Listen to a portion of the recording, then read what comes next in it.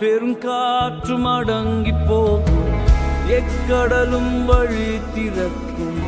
உங்க நாமம் உயர்த்தும் போது கண்மலையும் கரைந்து போகும். பெருங்காற்றும் அடங்கி போகும், எக்கடலும் வழி திறக்கும். உங்க நாமம் உயர்த்தும் போது கண்மலையும் கரைந்து போகும். இயேசுவே